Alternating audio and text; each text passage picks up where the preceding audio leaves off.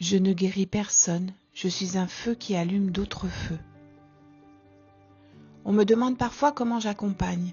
Je n'accompagne pas les personnes à travers des techniques particulières ni à travers des protocoles ou des connaissances accumulées. Le mental a déjà accumulé suffisamment de connaissances, de concepts, de théories et de réponses. Et malgré tout cela, beaucoup continuent à souffrir, à tourner en rond et à se sentir séparés d'eux-mêmes. Je n'accompagne ni avec les phénomènes extraordinaires, ni avec les promesses spirituelles spectaculaires, ni avec la recherche d'expériences qui éloignent de l'incarnation. Je ne suis pas là pour nourrir le besoin de merveilleux du mental, ni pour entretenir une dépendance à des messages extérieurs, à des guides ou à des autorités spirituelles supposées savoir à notre place. Beaucoup de personnes affirment chercher Dieu, la vérité, l'éveil ou la conscience. Mais lorsqu'elles commencent à s'approcher véritablement du silence, de la simplicité et de la profondeur, elles s'éloignent à grands pas. Pourquoi ? Parce que ce qu'elles cherchent inconsciemment n'est pas toujours Dieu. Elles cherchent une expérience, une émotion, une sensation, un phénomène, quelque chose qui les fasse sentir vivants, quelque chose qui les rassure, quelque chose qui leur donne l'impression d'être spécial ou choisi. Le mental adore cela. Le mental adore le spectaculaire. C'est pourquoi tant de personnes accumulent des stages, des initiations, des formations, des lectures et des pratiques sans que leur vie ne soit réellement transformée. Certes, leur mental spirituel devient de plus en plus sophistiqué, mais leur corps demeure toujours tendu. Leur peur continue inconsciemment à diriger leurs choix. Elles savent beaucoup de choses, mais ces choses, ces informations, ne sont pas encore descendues dans la chair, car le véritable chemin n'est pas une ascension vers des mondes supérieurs. C'est une descente dans les profondeurs de soi, une descente dans le corps, une descente dans les cellules, une descente au cœur des atomes. La véritable rencontre avec le divin est souvent beaucoup moins spectaculaire que ce que nous imaginons. Elle demande du silence, elle demande de l'humilité, elle demande de renoncer à certaines illusions. C'est dans cet espace que mon âme m'a conduit. Toujours plus profondément dans le réel, toujours plus profondément dans le corps, toujours plus profondément dans cette rencontre entre l'humain et le divin. Je sais aujourd'hui que le véritable chemin ne nous éloigne pas de la vie, mais plutôt nous y ramène. Il nous ramène dans nos cellules, dans notre chair, dans nos responsabilités, dans notre discernement et dans notre capacité à incarner l'amour dans le quotidien. C'est depuis cet espace profondément enraciné que j'accompagne, un espace où le ciel rencontre la terre. Je ne cherche pas à impressionner, je ne cherche pas à créer une fascination spirituelle, j'accompagne à une transmutation réelle, incarnée et durable. Si vous recherchez des prédictions, des messages de guide ou des maîtres extérieurs qui vous diraient quoi penser ou quoi faire, alors je ne suis probablement pas la personne qui pourra vous accompagner. Je sais que la vérité ne se trouve pas à l'extérieur. Je ne suis pas là pour prendre une forme quelconque d'autorité sur vous. Mon rôle est de vous accompagner à retrouver votre propre autorité intérieure, à retrouver cet axe vivant et vibrant où l'âme, le corps et l'esprit peuvent enfin parler le même langage. Mon accompagnement est avant tout un état de présence. Une présence née d'un chemin de transmutation intérieure, un chemin où l'esprit s'est peu à peu éveillé dans la matière, dans mon corps, dans mes cellules. Une présence qui a elle-même traversé le feu, rencontré le poison et laissé ce poison devenir remède. J'ai compris au fil des années que l'on ne peut transmettre véritablement que ce qu'on a traversé, car nous le vibrons. Comme le venin du serpent qui permet la fabrication de son propre antidote, ou comme certaines préparations homéopathiques qui utilisent la substance même à l'origine du trouble pour le transmuter, ce n'est qu'alors que nos blessures peuvent devenir les portes de notre éveil à notre véritable nature. Je ne prétends pas guérir qui que ce soit, je ne suis pas ici pour guérir ce qui est voué à la mort, mais plutôt pour éveiller le vivant. Lorsque le feu de l'esprit a traversé certaines zones d'ombre en nous, alors nous devenons un réceptacle vivant pour ce feu. Ce feu n'enseigne pas, il vibre des informations vivantes. Ce feu ne cherche pas à convaincre, il révèle. Ce feu n'impose pas, il accompagne.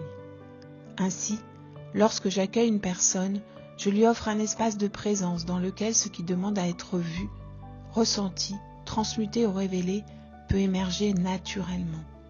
car je sais, pour l'avoir expérimenté, que la plus grande médecine n'est pas une technique.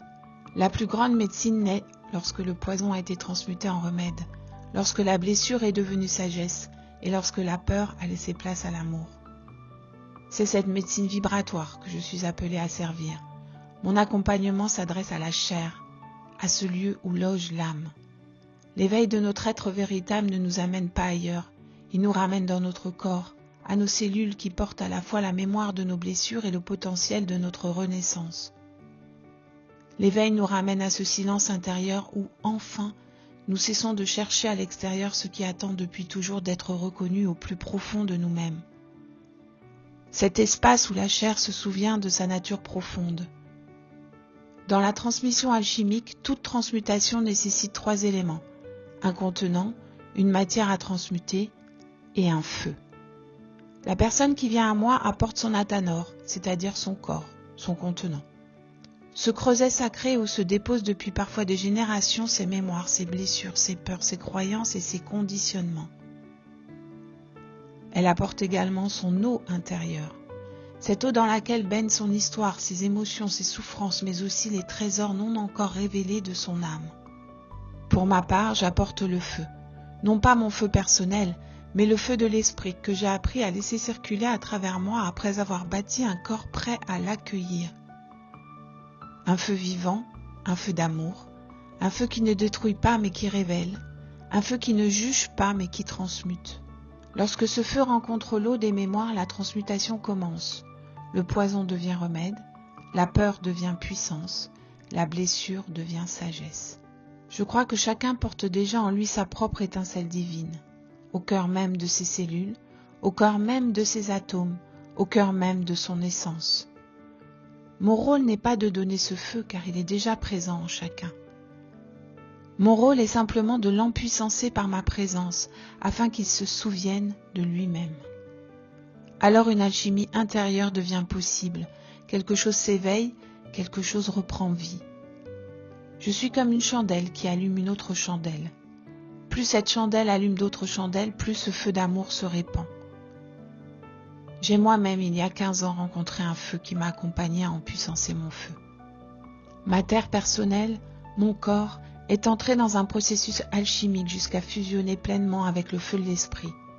Voilà, c'est ainsi que je conçois mon accompagnement, non pas comme une transmission de connaissances, non pas comme une accumulation de techniques, non pas comme une fuite du réel, mais comme une rencontre vibratoire entre 2 présences.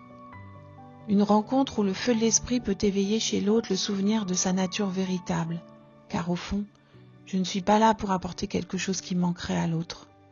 Je suis là pour accompagner la révélation de ce qui a toujours été présent en lui et qui attend simplement d'être reconnu et révélé. Un être qui vibre réellement l'amour n'a pas besoin de convaincre qui que ce soit. Sa présence parle pour lui.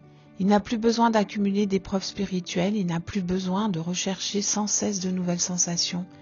Il est simplement là, présent, incarné, habité.